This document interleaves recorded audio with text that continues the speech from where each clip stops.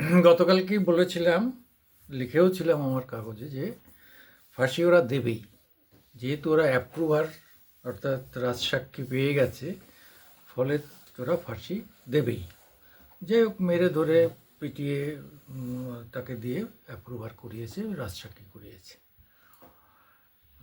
এবং সেটাই আজকে দেখা গেল, তার যাবজ্জীবন হলো একটা সেকশনে, আর একটা সেকশনে তাকে ফাঁসি দেওয়া হলো।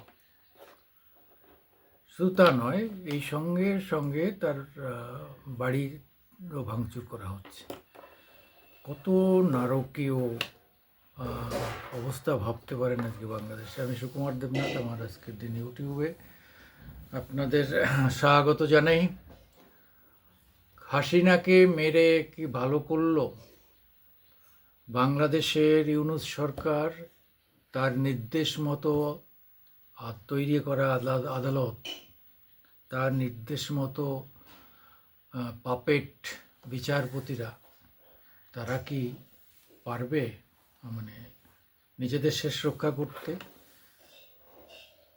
এটা তো দেখা গেল যে এমনকি আমাদের দেশে নিয়ম আছে, বাংলাদেশেও আইন আছে যে আসামিকে তার আত্মপক্ষ সমর্থনের সুযোগ দিতে হবে।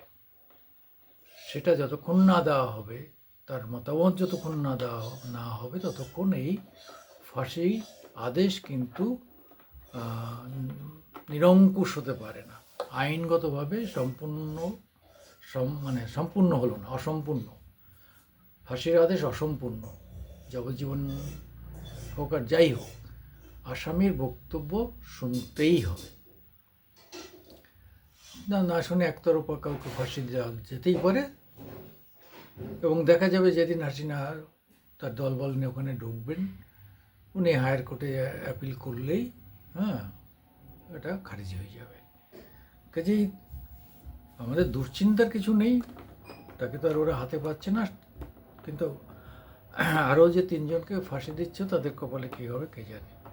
কিন্তু ব্যাপারটা হচ্ছে যে এতে কিন্তু আরও বিপদ বাড়ালো না, বাংলাদেশে আরও বিপদ বাড়লো ইউনূস সরকারের। কি বলেন আপনারা? বিপদ বাড়লো, অবশ্যই বাড়লো। আপনারা একটু কমেন্টস করবেন, আমাকে একটু সাবস্ক্রাইব করে দেবেন।